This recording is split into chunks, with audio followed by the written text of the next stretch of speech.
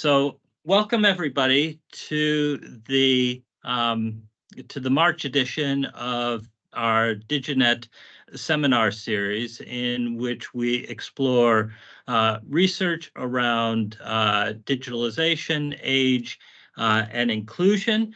We have two great presentations today.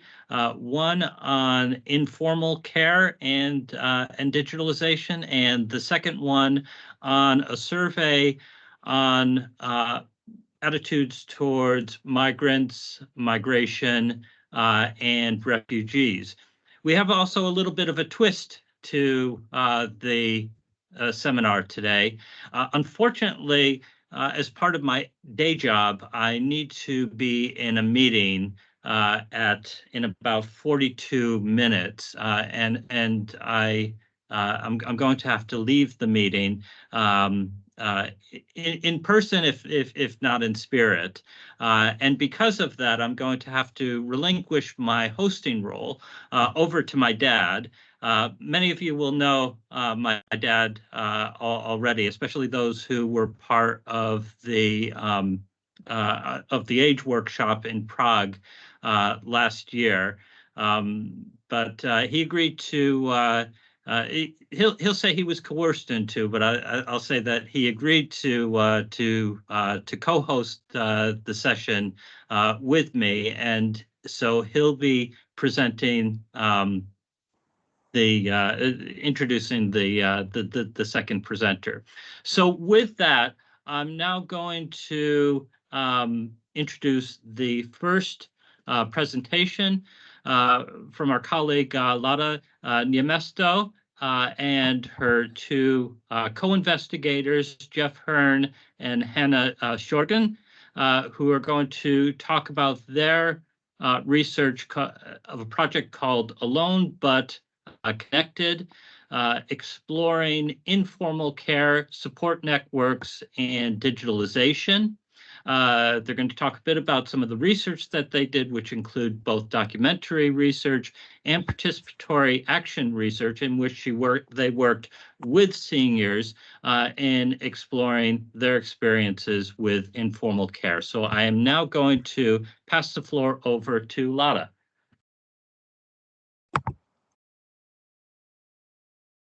Thank you. Thank you, Matt. And we're doing this together with Jeff and Hannah. So Hannah is now sharing the slides. So please let us know if you can't see or hear us properly. But happy to be here, happy to be sharing results from a project that is unfortunately ending end of March, but we've had a great few years, and we'll be now, as Matt said, summing up some of the results and discussing some of the issues with you.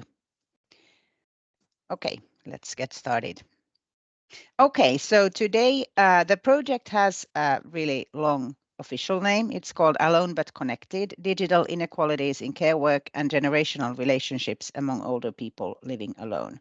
But there you can find the keywords: alone, digital, inequalities, and well, care work means to us informal care and generational relationships.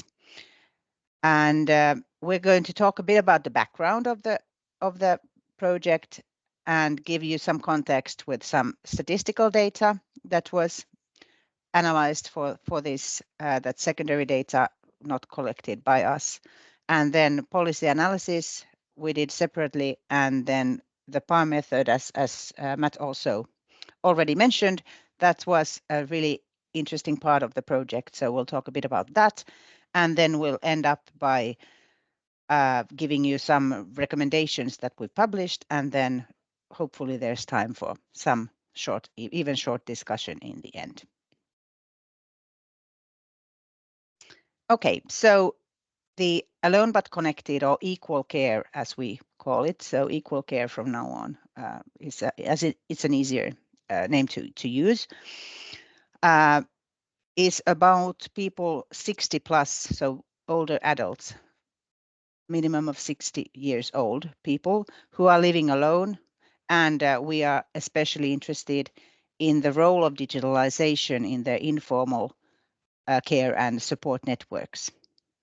And this has been an international project in 4 countries. I'll show the countries next, but it's been funded by national funders. And the Finnish part, which is the one we are mainly talking about today, has been funded by the Research Council of Finland. And the countries involved have been then Germany, who has been the lead country. And here you can see the names of the people in the different teams. Then Finland had our team from Hanken School of Economics, and then Linné University in Sweden and University of Latvia in Latvia. And the project has consisted of 9 work packages, as these international projects or large projects in general do. And this is not to go into the administration of the project, but just to show you that we are mainly talking about 4 of the main packages today, which would be then now in the beginning first the background info about the statistical analysis from national and EU datasets being one of the work packages. And then we had policy analysis in a separate package. And then we had 2 different work packages with participatory action research. So those would be then the ones. Then, of course, the top 2 packages in the pyramid would be policy at national level and policy at EU level. So these are the ones that we are now also summarizing this by showing you the national level recommendations, and then we will be discussing tomorrow in an EU webinar also then the EU level recommendations for policy. Okay, so the first bit is about a statistical data package that was conducted by under the lead of University of Latvia, and there is a report online available online behind this link, conducted then by Maris Brandts and his team, quantitative analysis of national and EU datasets on aging, and yeah, well, we can share this information with you, so you'll get the link to the report. It might be of interest to many of you. And here as a background to look now specifically on Finland, which is then where we come from and where this data also comes from. This is the age demographics a few years back when we started and conducted this analysis. So you can see that the 60+ age groups, both the green color is for males and the red color is for females. So it's a very central. These age groups are really central. So from 60 upwards until like late 70s are huge age groups and understudied at this point.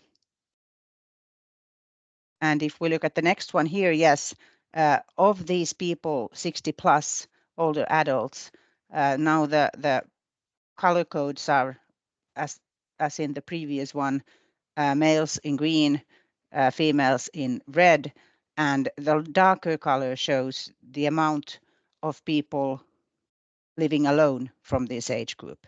So you can also see that there is a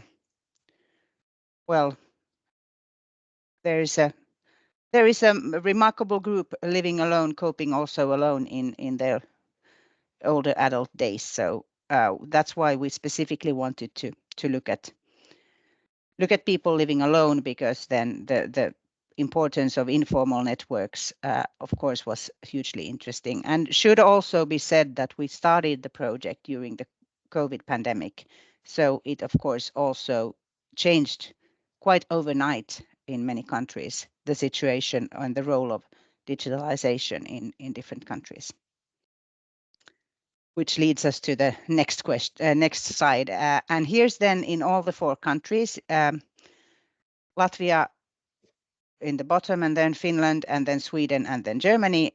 So you can hopefully see this. There are 2 color codes here. So using internet is the green color, and not using internet is the yellow color. So there are quite a huge differences in different countries. For example, or mainly maybe the main difference showing that in Latvia, the 75 plus people, there's less than 1/5 using internet. And this question of using internet doesn't account for the frequency. It's just a general question. So it doesn't really tell us if these people can cope with their everyday lives using internet services, or is it that they use internet at all. And one critique for statistics in general is that the 75 plus age group is like the last one in these kinds of data sets, EU data sets. There's no division of age anymore. Yet we know from other research that after turning 80, the use of internet decreases even more. So there should be a more close division here, so we could actually see what is happening in different ages. But here you can see that Finland and Sweden are they were from the beginning the countries that we considered the most digitally developed. We know also that Germany, quite overnight, when the pandemic started digitalizing most of the services, and that we know also that in Latvia there are still, for example, difficulty in rural areas to have internet coverage. So it's really hard to then actually be able to use internet services, even if you would have the equipment and knowledge to do so. Okay, let's move on. Enough of. Yes, and now it's over to Hanna. Yes, thank you, Lotta, for giving us a background to the topic. I'll now be talking more about our policy analysis we conducted on our themes of interest, which was living alone, older age, digitalization, and care. So above you can see a reference to a published working paper, which is based on this first round of analysis that I'll soon be presenting. And you'll get the slides after the presentation, like Lotta said. So in this first round of analysis, we have selected Finnish policy documents, quite a few to a beginning, but they are all national level documents and vary in their scope, and they are based on legislation recommendations and different type of guidelines. And we are now in the process of conducting a second round of analysis where we are examining care needs and care responsibilities, so a more focused analysis ongoing. In our policy analysis, we've adopted what's the problem represented to be as our method, and Karol Baki describes the method as a form of textual analysis where you don't only examine what is explicitly written or said in the documents, but you also look at silences, who and what is not considered, and what kind of representations there are in the documents, and what assumptions underlie these representations. So she has then outlined 6 questions that one can use when analyzing policy documents, and we have quite closely followed these in our analysis of the documents. So when looking at the different documents, we can see that older persons are largely represented as a homogeneous group, and different variations aren't really considered, mostly mentioned in a short sentence somewhere in these 80 pages long documents, which is quite striking. This then has implications for everyday life, as if we treat everyone the same, we kind of assume that everyone has the same opportunity to go about in their everyday lives, and we don't acknowledge varying levels of agency or the risks that come with these. When it comes to digitalization, it's presented as a goal and partly as a solution to this unequal equation of providing care with less resources as the Finnish population is aging. But interestingly, much focus is put on individuals to learn and use technology, and not much attention is paid to, like I said in the previous slide, the socioeconomic prerequisites for example, getting the tools to use the technology, or even what happens when technology doesn't work. And now during COVID, we have seen that some people have really been excluded from getting healthcare and social services due to a digitalization of services, and they haven't then been able to receive contact for various reasons.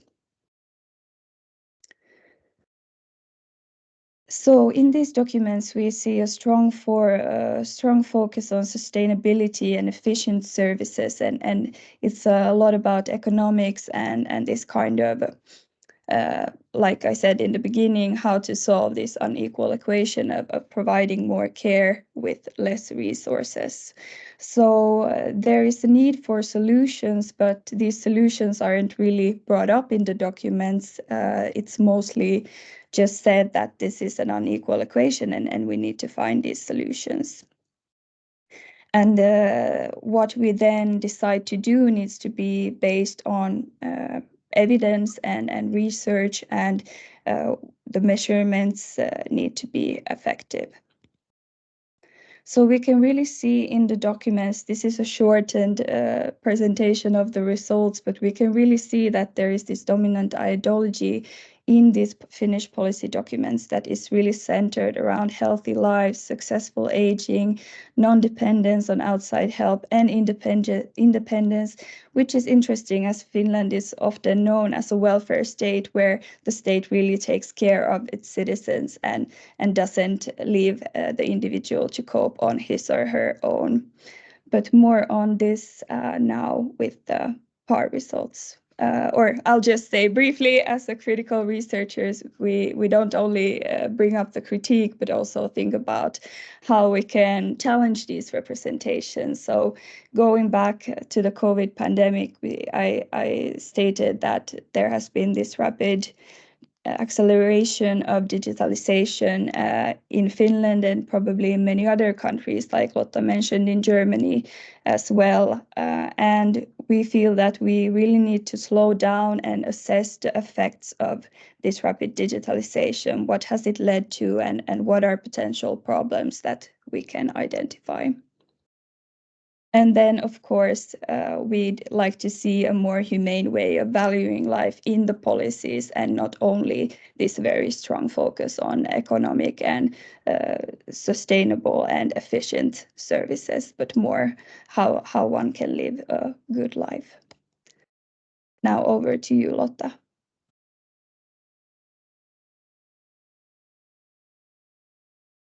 Sorry, yes. The next step is then our participatory action research that we have conducted in the project, and each country had their own ways, a bit their own ways. We did follow the same main guidelines, and the aim was for every country to include underrepresented and silenced or somehow marginalized voices in this. And in some ways, of course, we saw that the group of older adults is often presented as a fragile group.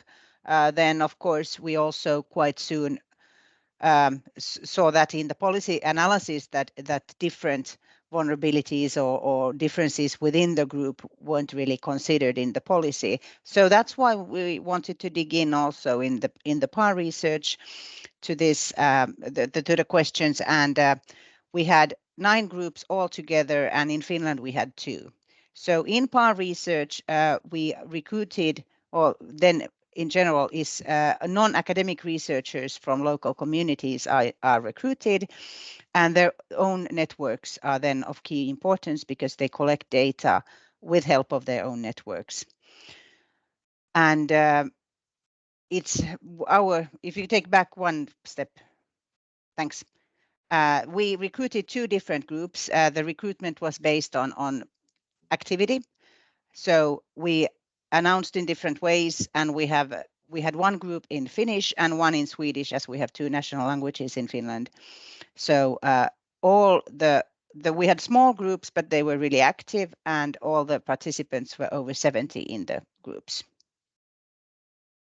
Thanks. And we had meetings during, 2 years, basically, mostly at Hanken School of Economics, but also then in one of the groups, due to accessibility issues, we also then started meeting in their homes. And the co-researchers were not familiar with research as such from the beginning, but they were active individuals and very well networked. And we had questions. I mean, in PAR, you have discussions with the co-researchers from the beginning. We started with the questions in what is central in the project, and discussions around the keywords, and then also, of course, about how to conduct research ethics and such, and we did formulate the questions or some kind of a structure that they were also allowed to divide from, and then also the documentation for example, anonymity and such, that we prepared with them so that they were well prepared when they started collecting their data. And in the two groups then 34 interviews were collected. This is then Finland, and the other countries approximately the same amount, with older persons living at home. So the PAR researchers were also over 70. They didn't necessarily live by themselves, but then all the interviewees were living alone, and they were aged 66 to 97, and the vast majority was women. And then we analyzed the data with Hanna, and then we had analysis discussions with both groups. So we fed back the preliminary analysis to the groups and discussed individually in the separate groups to deepen the analysis and continued from that. So they have been and now they have been also included in these dissemination phases. So they have been a part of our seminars too. Yes, and I can just add that it's often thought that these PAR researchers should be included in the analysis phase as much as researchers, or even more, but both of our groups wished that me and Lotta would do the analysis and then feed back the results to them, and they could then reflect on what we found. And even though the aim was to include underrepresented, silenced, and marginalized voices, both groups very nicely reflected on how this was really difficult for them to do, as it's very hard to find these people who are not connected to any networks. Do you, Lotta, want to add anything to that? No. No, maybe not now. No. So just to give an overview of the themes that rose from the interviews, we won't be presenting these now, but if you are interested, we are happy to share. So they talked about their everyday life, their networks, how digitalization is experienced, the future, and this difference about being alone or lonely. And just to give an example on digitalization, there was quite many critical voices towards this rapid digitalization of society and services. And here one respondent is criticizing this rapid change of technology, that it would be easier to adapt if the changes would stay the same and not change all the time. And we also had some concerns for fraud and misuse of personal information with increased digitalization, and of course a critique to not being able to access services so easily. Now over to you, Jeff.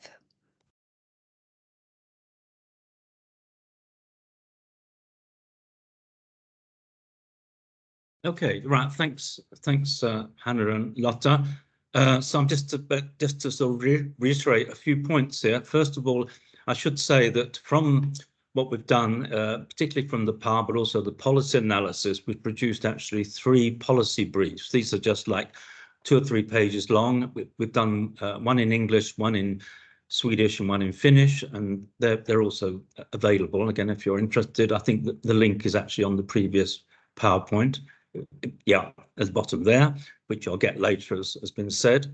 So if you go on to the next one. So some of the key points here, if you just proceed there, Hannah. Yeah. So, I mean, one of the first things in the light of all this, I mean, is the real central importance of the continued availability and access to physical face-to-face services, because the reality, as has been said, is that some people, older people, do not have access to digital services, even for arranging, should we say, visits to the doctor or whatever. And this, in a sense, is a citizenship issue as well. And secondly, in a sense, the need also for taking this question of the giving backup and support services to digital services, because both in the planning and in the development and how they actually work out in practice. This exists to some extent in the 4 countries, but it's rather patchy, and many people just don't know about it. Many older people aren't aware of it. As has already been said, the importance of making services, digital services, user-friendly, free, high quality, and also involvement in the questions of prevention of fraud, as has been said. Okay, the next one.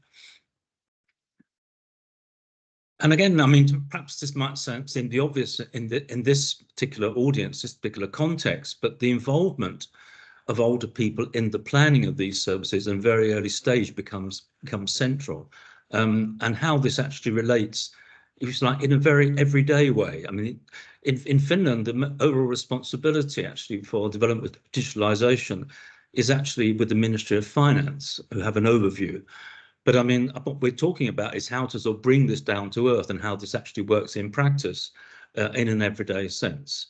And that includes also giving more resources to agencies, both formal and informal, and those that advocate for older people to actually defend and protect the rights of people using services, because many of these are actually run by volunteers, as has already been said.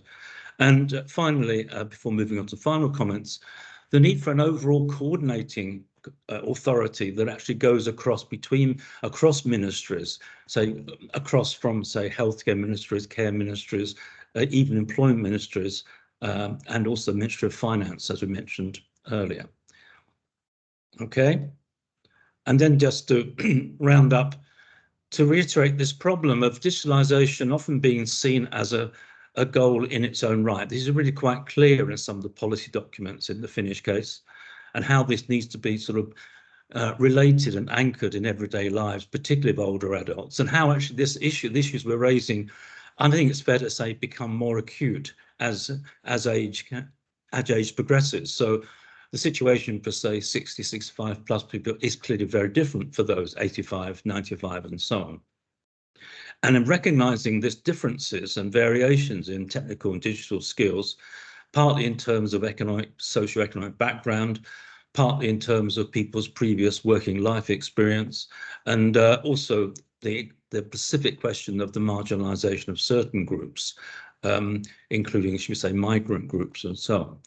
And the risks actually that go along with these technologies, in a sense, are not just matters of taste or style or lifestyle or social media. These are literally matters of life and death in some cases. And all this is in the context of what we might call a neoliberal landscape of self-care, where even within a welfare state society, which I think one can say Finland is relative to many other societies, there is still a strong push towards neoliberal self-care and independent care for the individual or the small group, and particularly for those who are living alone. And I think I'll finish on that point. Thank you. And just to repeat, these PowerPoints were made available for links and so on and so forth. All right, thank you so much. That was a really interesting presentation, both in terms of the policy aspects, which you explained very well, but also in terms of engagement with older people in Finland, and exploring how digitalization is affecting their daily lives. I'll open the floor up for questions, and as people are thinking about their questions, if you've got a question for the team, just raise your hand either either physically or through the through the Teams app, and I'll call on you. But just maybe to kick off a question, did the issue of training of use of digitalization come up in the discussions? In the UK, the policy focus has been on providing training so that everybody is up to at least a basic level of digital competency. So that they're able to do transactions online, they're able to send an email. It's mainly a work focus, so that people aren't displaced from their jobs because they don't have the basic skills for digitalization. But did this emerge in the discussions with your your co-researchers in the project? May I start? Yes. Colleagues. Yeah, I think, well, training and education has been one of the central themes. In some ways, we also see that as one of the aspects in the neoliberal ways of doing so. It's still pushing the responsibility. Something in the structures isn't working, but then we push the responsibility to the individual. It's fine. I mean, people in different age groups also, of course, might have different experiences in working life, or they've been more or less using IT in their work. One problem that was concretely raised in the PAR groups was that as everything is changing, programs are updating, apps are updating, learning something once isn't guaranteeing anything because things happen all the time. So there should be, I mean, often these people who we interviewed hoped for somebody to actually be there to help them because they felt that they can't keep up with this development all the time because it's still their life and death, as Jeff said, because it might be health issues, it might be social security issues, and so on and so forth. My colleagues want to fill in here.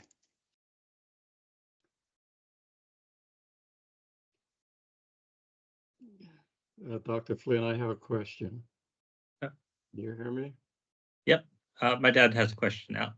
Yeah, I'm my son neglected to tell you that I am in this later group. My age is 86. So bear that in mind. And I guess we're known as the fragile group, as we certainly are. But what I have developed is something like this, and that's thanks to my son. He has forced me into these kinds of situations, but it's important that he forces me into them, because at this age group we have to go things and that we can't do ourselves, because we certainly are fragile in some things. For instance, snowstorms. I can't shovel snow anymore. I can't do these things, but I certainly can drive. I can do other things. And I'm fortunate in having a rather large network. So I look to the future all the time, and that's what I'm aiming for, in the sense that you have to have stimuli to make your brain work at my age, meaning that you are forced to do some things, but other things that you can do for pleasure. And I'm very fortunate in that. Would somebody comment to me on why the 18% is represented by this group as opposed to the 82% that is not at all involved in it? That's a very skewed item to me, because certainly, you know, at my age, I have colleagues who are the same age as me, and we communicate with each other. But this is just an observation on my part. Which 18 did you, or 12, or what was the number? Well, you mentioned, Doctor, earlier that there was 18% of people who were actually doing it. It was one of the charts that you provided, and 82% of the group over 80 years old were in the second group. That's what We're living alone, or yeah, we're living alone. But this the right. last slide here, the use of the internet. Oh, yeah. Yeah, Which and is these are the country divisions. Yeah. So right, the contribution from various age groups. And the last group, I'm looking at the screen, it says that it's 18%, whereas something like 82% do not use the computer at all.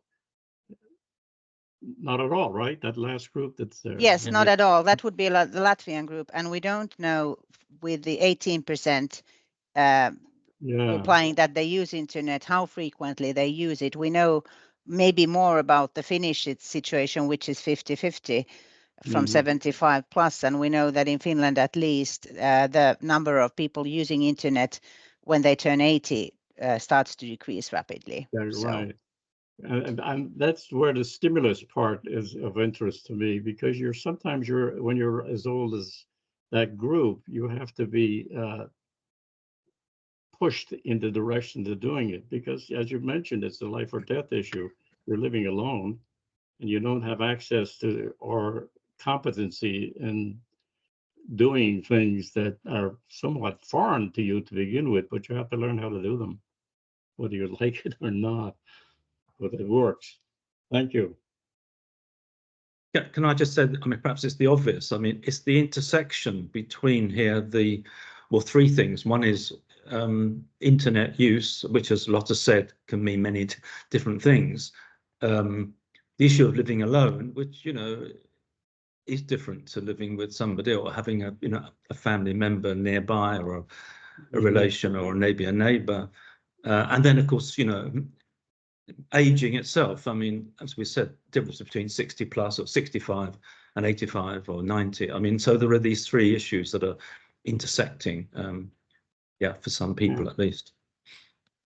Thank you. Maybe to add that in the across countries, we know that in the Latvian data, the socioeconomic situation was of great importance, because there was even more poverty among the older adults than maybe in the other countries, and also then like the possibility to use internet in the more rural areas because of the maybe lacking internet, what's it called, networks or connectivity to the internet. Yeah.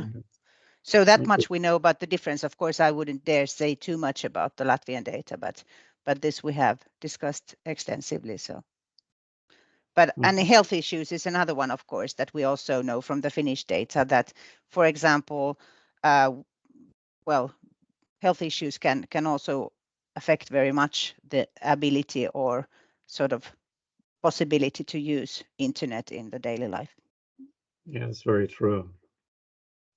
Lucy has a question. Hi, everybody. Thank you so much for that. That was really interesting. Look, I've just finished a project with a team. It was an Australian Research Council funded project on the demographic and social dimensions of migrant ageing and wellbeing. And we looked at 9 different migrant groups, not on digitalisation per se, but one of the things that we picked up was that, for example, the migrants from particularly China, but not exclusively, from the Asian countries in older age, and mindful of the point that was raised before about the different age cohorts, but the Asian older people were much more willing and able to engage with the internet and communication via their iPads and so on than the Italian and Greek migrants that predominantly came earlier than the migrants from Asia, but nonetheless, they had to have been in Australia for a minimum of 20 years. And I'm just wondering whether you picked up on within country differences by ethnic groups or not. That's it. Thanks. We would unfortunately not have an answer to that, because we were trying to access ethnic groups and we tried to approach through 2 different organizations, but we weren't really successful in well, one of the issues was a language issue, because our groups spoke Finnish and Swedish, and then the coordinators in the groups or the organizations said that there's maybe lack of a common language then in this. So that was one of the issues where we thought we didn't fully succeed, but and I don't know, we didn't have maybe enough to say anything about the division of the 2 language groups, Finnish and Swedish, but that's of course those groups don't really differ that much in the country setting. So I think the real migrant groups are the vulnerable in different ways, of course, than if they don't have either of the national languages, for example. And can I just say one more thing, just in terms of what you were saying about, the individualization, the neoliberal context, and so on and so forth, shifting the responsibility onto the older people, that we did a scoping review, and that is so consistent in all the gerontology literature as well. It's just appalling, really. So just wanted to say that we've found similar things, even though we weren't looking at digitalization. Yeah, would be really great to read yeah. your review if possible, if it's for well, circulation. it's on the final round of that particular one, but we do have a chapter in a book that was on integration of migrants that was edited by Andreas Diedrich and Barbara Chanowska. So I'm happy to send through the references to that. Yeah. I could also just mention quickly, there is a postdoctoral project being conducted. I think it's based in University of Lapland, I think. I cannot recall the author at the moment. If you're interested, I can email this to you or anybody else. And that is focusing specifically, as I understand it, on migrants in Finland and older age. And I mean, perhaps it's worth saying very briefly that, I mean, Finland, until I'd say the last 20 years, has had a very low rate of migration, even compared with, say, Sweden. I mean, going back 25 years, it was like 1.5%, 2%, which is really low compared with many European countries. And so, in a sense, this is an issue, yeah, which definitely needs large attention. Yeah. It's quite Lucy's point, I think, is quite an interesting one, because I've done some research with a community group in Manchester representing Chinese migrants, and you could almost link it with the idea of ethnic enclaves. Why do ethnic enclaves persist? Well, it's because people within those enclaves have experienced lifetimes of exclusion. They come to the UK or they come to Australia, they're not able to get a job, therefore employers keep knocking them back, therefore they go into self-employment. Where do they get the money for the self-employment? Well, it's usually from people within the community. When they retire, how do they use their savings? Well, they usually use it in part by passing back and then supporting others in the community. And you could almost come up with maybe a hypothesis here that what Lucy saw in her research is kind of reflective of the fact that people in the Chinese community have ingrained within their psyche the idea of mutual support and collective capabilities, and therefore adopting technology, digitalization, to help maintain those connections is very different than it would be for other groups. Lucy? Sorry to take up space, but one of the things that was shocking about the people living alone was that other than the Indian, Chinese and Vietnamese communities, the Lebanese, Italian, Greek, etc., were much more likely to be living alone. And part of that, I think, was also the cost of real estate in the areas that they had moved to when they first arrived, and their children cannot live in those areas. That's just very simple, but that sort of aloneness, if you like, was very obviously differentiated by different ethnicities. Yeah. I apologize. I'm going to have to leave now, and I'm going to have to hand over the floor to my very capable and charismatic co-host, who is, if you'd like to maybe continue the conversation for a couple of minutes more, but we have a second very good presentation excellent presentation, which I've already heard in Osnabrück on a survey. And the last thing I'll say about this is that we're running the survey for Henrik and Pesha in the UK. So if anybody wants to have a chat with me about carrying out the survey from our perspective, then please do so. So I'm going to hand over the floor to my dad now, and Dad, just remember that that this is being recorded, so I'll be able to see what's happened after the fact. So thank you everybody for coming, and I look forward to seeing you next month. Bye bye everybody. Oh, I'm glad we got rid of him. I'm supposed to speak for a few minutes before Henrik shows up, so I'll tell you just a little bit about my background in that I am an immigrant. I came from Ireland. I've been in the United States for the last 60 plus years. So I came here in my formative years, and I've developed, some people say, an Americanized attitude towards life.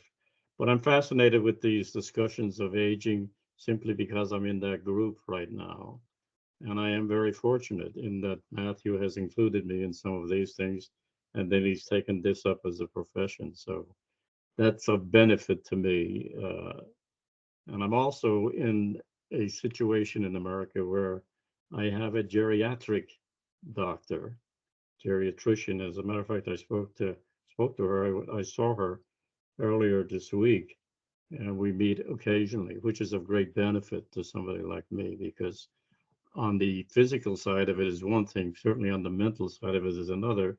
And she walks me through certain items like that. I inherited her because Matthew's mother, my wife, died about 2 years ago. So that forced me into this situation of keeping myself active. And I continue to do that. But I have a huge support system. Huge. I mean, I have neighbors who actually feed me meals at the time of constantly. I have friends who call me constantly. So that's a real plus for me. And I feel those are the directions that you take, for me anyway. But you have to stimulate your brain all the time. And if you don't do it, then you start to atrophy and you go into decline, depression, and other things I want to avoid as much as I can. I don't know the time issue, but Henrik should be ready to speak. You there? I'm here and absolutely ready to speak. Let me just share my screen real quick.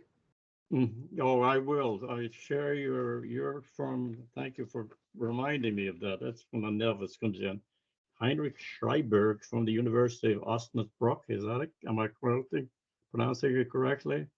And he's going to discuss Cult Opening Project, which is a study aimed to investigation of intercultural competency, national and ethnic identities, as well as attitudes towards refugees, migrations, and integration of host cultures and migrant students. So I'll turn it over to you, Henrik. Thank you very much for the introduction. Just let me check real quick. Can everybody see my presentation? Mm-hmm. Nice. Okay, then let me start. Thanks for the introduction. Donald, also thanks to Matt, who's probably going to check this later, for letting me be here. My name is Henrik Schreiber. I'm a research assistant at University of Applied Science Osnabrück, and representing the Competence Center for Global Competence and Professor Ginkerbauer, who can't be here today, unfortunately. As you can see, my presentation title is a little bit more handy than the previous one, which is mostly due to the fact that I'm presenting only the study. The project which started the study ran out 2 years ago, but we're still building up our sample and proceeding with that, and are actually currently having great success in gaining new participants who raise samples. The study itself focuses on intercultural competence and prejudice, so I will start with a brief introduction on those concepts, and then explain a little more about the challenges that we currently face related to comparability and measurement invariance, when it comes to the cross-cultural analysis or assessment of intercultural competence and prejudice. I will then present the study itself and some preliminary results that we gained from Germany, Czech Republic, Hungary, and Serbia 2 years ago, and will then conclude and invite you to participate in this study yourself, as Matt already spoiled. In the context of a globalized Europe, research on intercultural competence and prejudice is coined by several objectives, most of which can be summarized as informing and sensitizing multipliers, such as leaders, HR managers, teachers, or policymakers, and on the other hand, support individuals through, for example, learning material or training. While those aims are similarly encoded across Europe, cross-cultural investigation of those concepts is related to significant hurdles, namely comparability and measurement invariance, that challenge the integrity and applicability of findings. In the course of several research and network projects, we, so the Competence Center for Global Competence, are trying to explore and address these challenges through insight in comparability and invariance of established constructs and assessment methods or measurement methods, and thus contribute to actually reduce prejudice and strengthen competencies among varied target groups in Europe. The Code Open study focuses mainly on intercultural competence and prejudice. Intercultural competence is defined as the ability to behave and communicate effectively and appropriately in intercultural situations. Prejudice, defined as unwarranted negative sentiments towards an outgroup, represents a severe remaining barrier to this competence and can manifest in biases, misunderstanding, and obstruct collaboration, which is the main reason why those constructs are seen as key constructs to address societal and economic issues in Europe and have been investigated extensively. When we talk about key constructs, this says very little about which kind of key this might be and to which kind of log it might refer. More concrete, in current research, there are very few empirical findings on how far measurements for intercultural competence and prejudice are comparable or even appropriate in varying cultural contexts and target groups.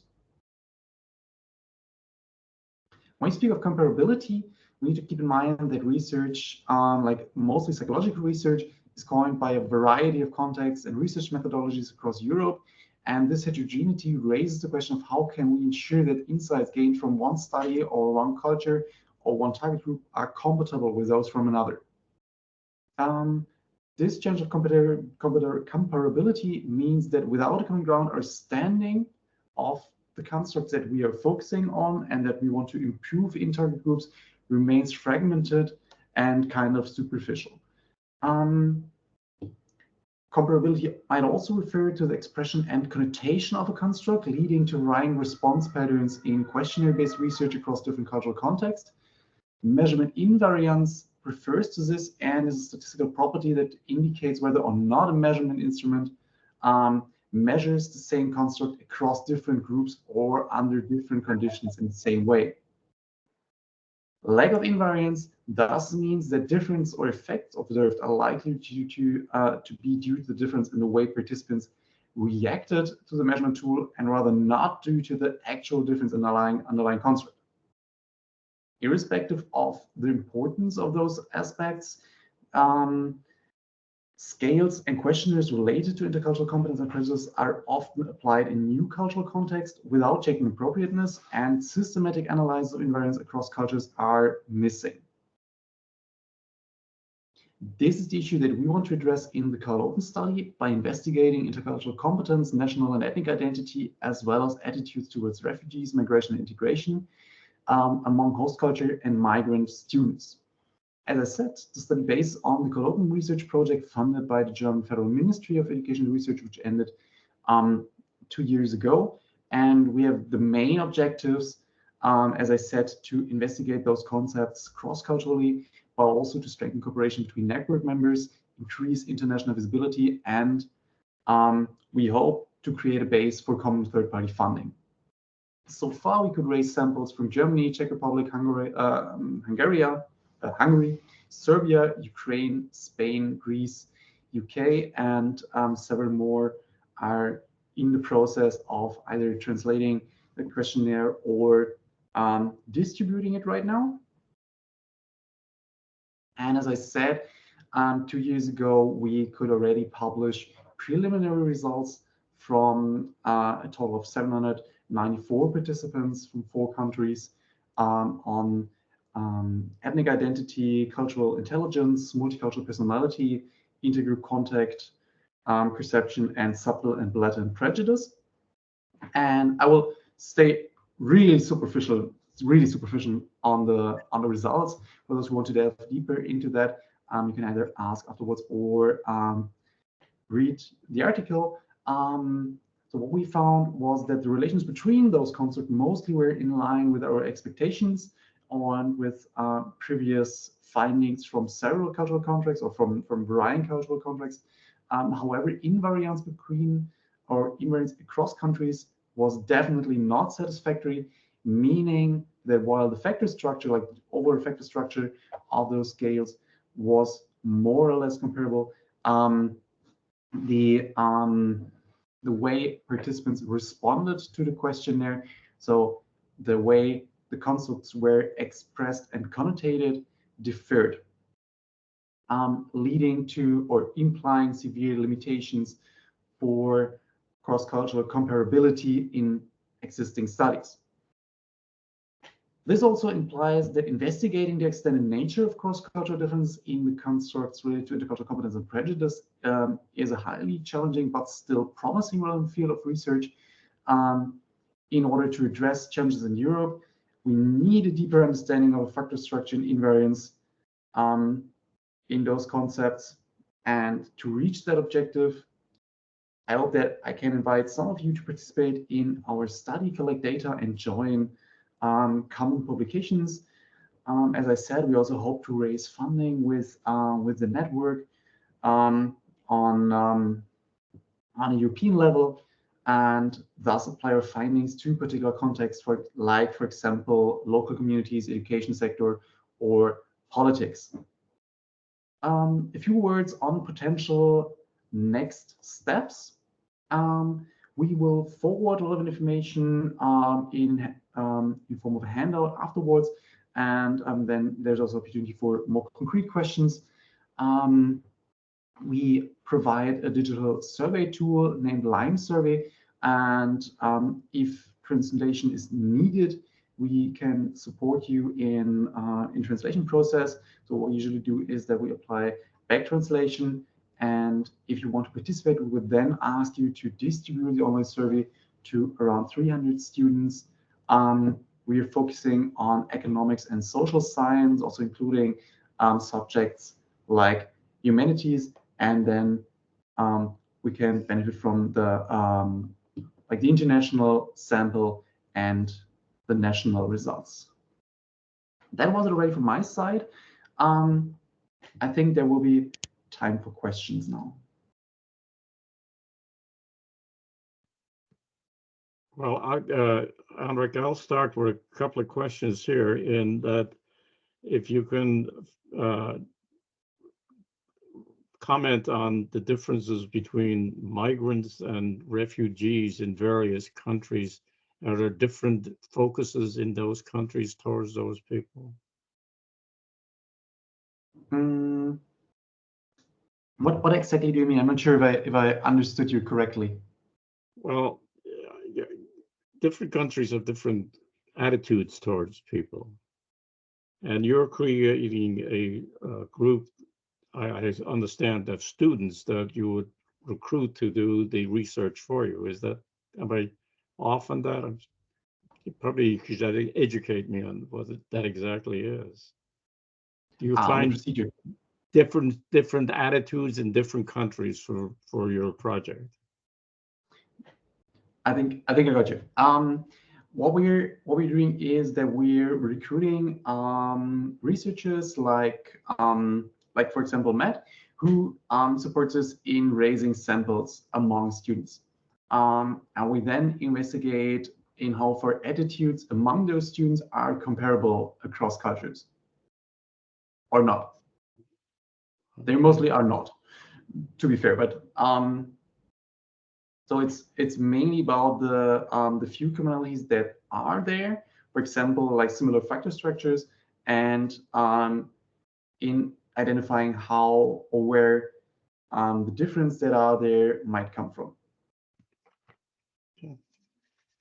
Now, there are others asking or looking for attention. That my screens here are not exactly the way I want them to be.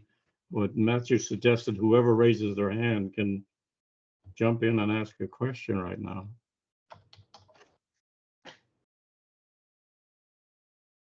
That was one question that I had, and the second one is coming from Matthew after.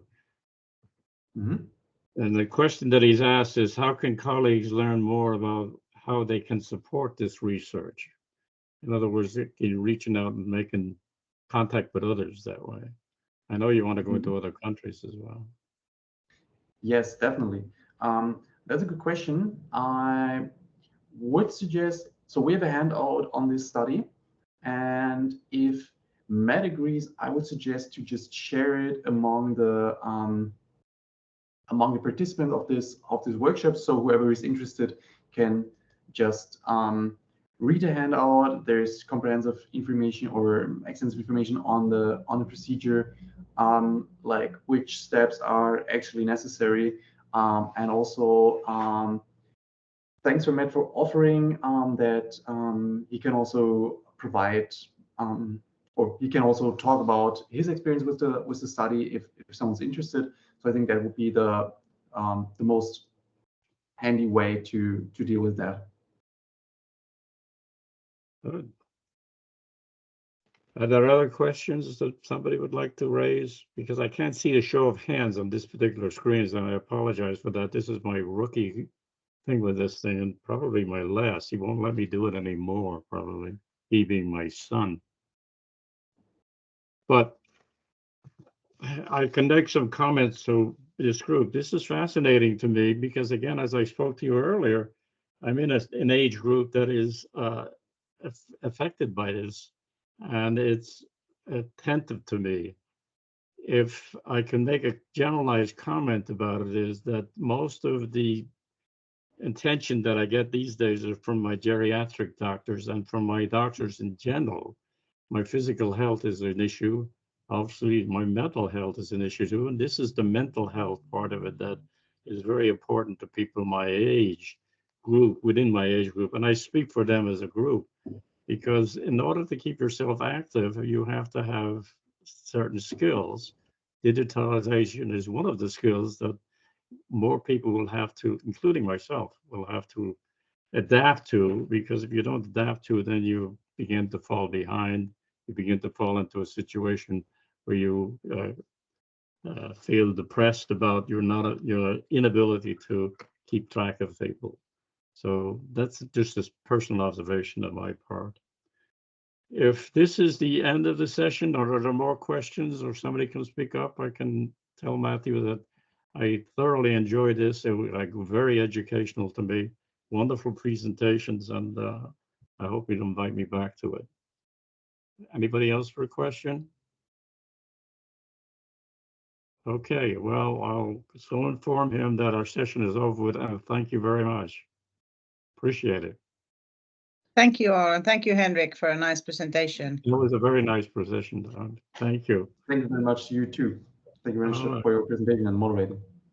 All right, thank you very much. Bye-bye. Bye. Bye-bye. Bye-bye. Bye. Bye.